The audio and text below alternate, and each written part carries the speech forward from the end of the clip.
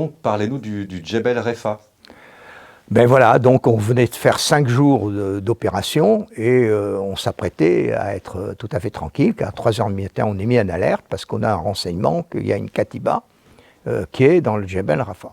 Donc on part et il se trouve alors que dans le dispositif, la 6e compagnie est complètement à droite du bataillon et on avait un endroit où il y avait, donc on met le bataillon en ligne, et puis il y avait, si vous voulez, dans le Talweg voisin, un Talweg assez éloigné de l'axe de marche, qui pouvait être une ligne de fuite.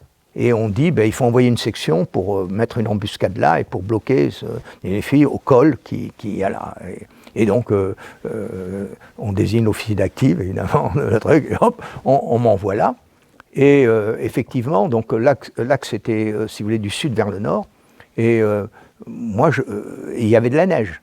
C'était en février, il y avait de la neige. On était, Djebel Rafa était à 2400 ou 2500 mètres d'altitude. Et je retrouve pas dans la neige. Bon, je rends compte, évidemment. Et là, on se dit, tiens, il risque d'accrocher, donc on met le pipère à disposition sur un canal particulier, et j'avance et j'arrive en vue de ce col.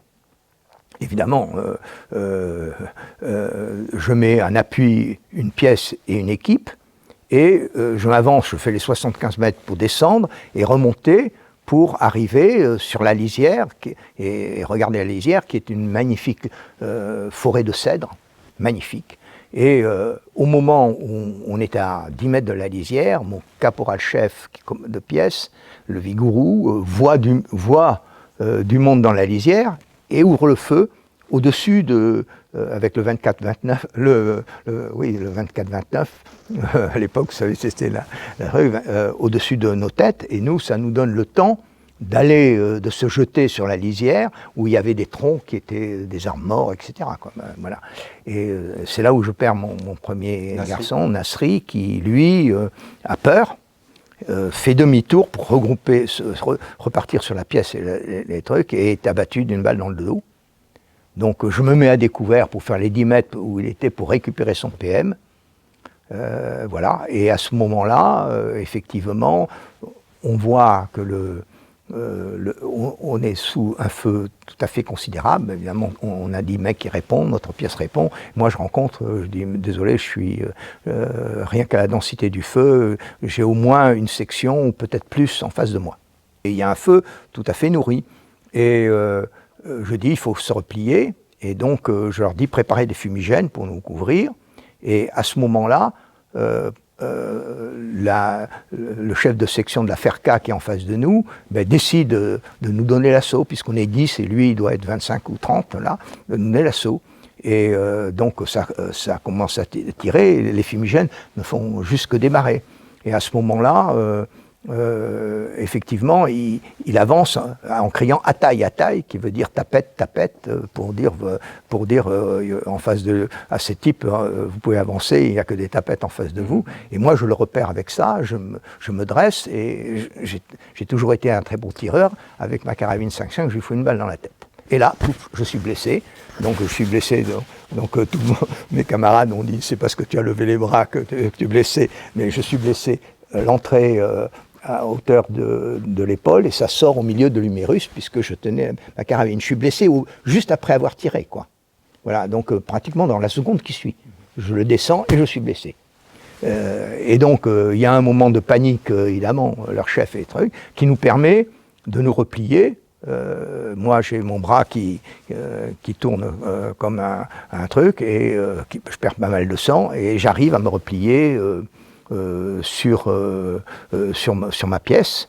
Et voilà, donc mon sergent me soigne, met passement compressif, etc. Et puis me met le bras comme ça dans la forêt. Et donc, il y avait 2 corsaires de l'aéronaval qui étaient en alerte à Batna, qui étaient à 20 km de là.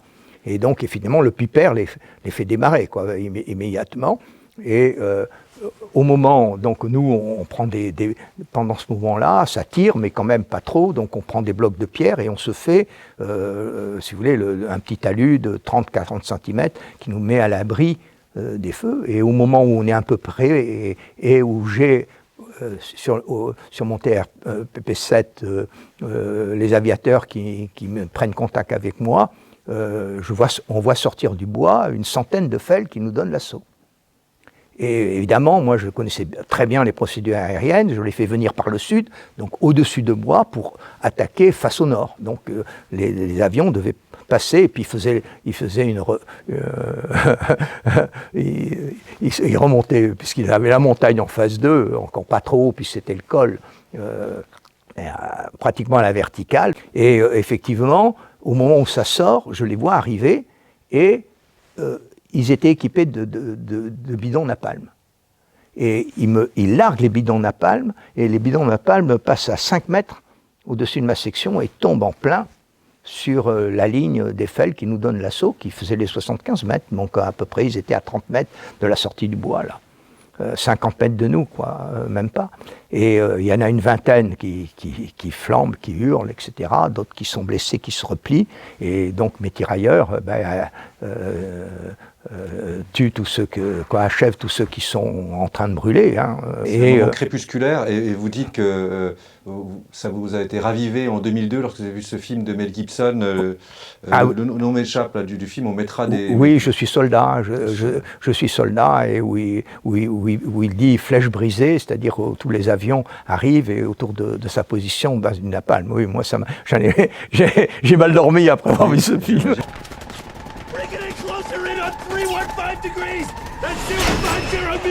Charlie, call that son of a bitch out! Call the boy down! Get down!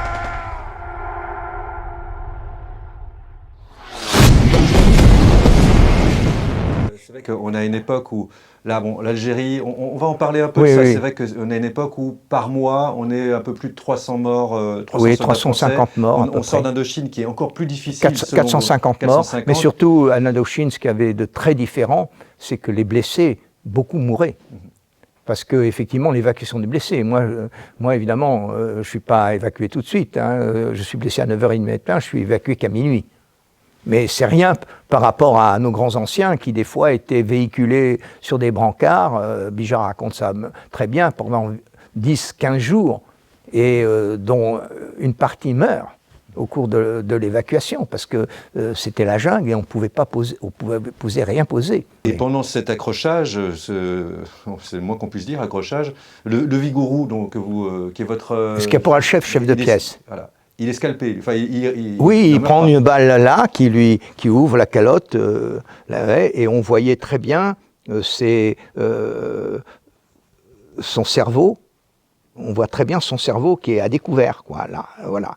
Et en fait, on lui mettra une plaque et il vient me voir 6 mois après, au moment d'être libéré, quoi. Et il a vécu très très longtemps comme ça. Donc en fait, sur l'ensemble de la journée, j'ai 2 morts et 7 blessés. Donc, Nasri, premier mort. Premier mort. Parce que coup de panique. Et oui. Le second mort. C'est Achnaoui. C'est Achnaoui. Alors, c'est au moment. Je subis un deuxième assaut, c'est-à-dire au moment où alors le Piper s'approche trop et se fait toucher le moteur, donc il fait un grand virage sur l'aile et il repart vers Batna en vol plané qui est à 20 km. Il était à 3000 mètres d'altitude, donc si vous voulez, il fait ses 20 km tranquille, il se pose sur l'aéroport de Batna. Et donc la relève ne se fait plus par le Piper, se fait par les corsaires entre eux, et ça prend plus de temps. Et les fels comprennent, et à un moment de relève de corsaires, ils comprennent ce truc-là, ils me lancent l'assaut au moment où je n'ai plus d'appui, rien. Mais heureusement, le bataillon avait manœuvré entre-temps, et donc il y en avait une partie de la Katiba était face au bataillon, et j'en ai qu'une quarantaine, vous voyez, ou peut-être un peu moins, qui sortent des trucs. Et donc nous, on fait feu, et les derniers meurent à 2 mètres de notre position, quoi, les derniers. Et Achnaoui, voilà, c'est le patron de la Katiba qui est arrivé à 2 mètres de notre position, avait une montre à nord. magnifique. Et Ashnaoui, qui était juste en face de lui, derrière son bloc, dit je vais y aller, mon lieutenant, je peux y aller. Je dis non, n'y va pas, ça tirait quand même. Et puis les mecs, on était à 75, ils tiraient bien. Hein. Et donc j'avais déjà 7 blessés dans moi, hein, donc 6 blessés. Donc sur 25, vous voyez ce que je veux dire. Donc 2 morts et 7 blessés, c'est plus de 37% de perte. Hein. Bon, donc, je lui dis non, on n'y va pas. Et il désobéit, il saute par-dessus son bloc de trucs, il décroche la main et il est tué d'une balle dans la tête. Voilà, donc c'est mes 2 morts, et les autres, tous les autres blessés s'en sortiront. Il faut qu'on dise que vous êtes 25 et sur un effectif normal qu'il en a 31, je crois. Oui, c'est ça, mais on était toutes les sections étaient aux alentours de 25 parce qu'il y avait un sous-effectif. Le 7e RTA était un régiment d'engagés et avec quelques appelés. Voilà. Donc j'avais une partie d'appelés locaux, évidemment, mais la majorité était des engagés.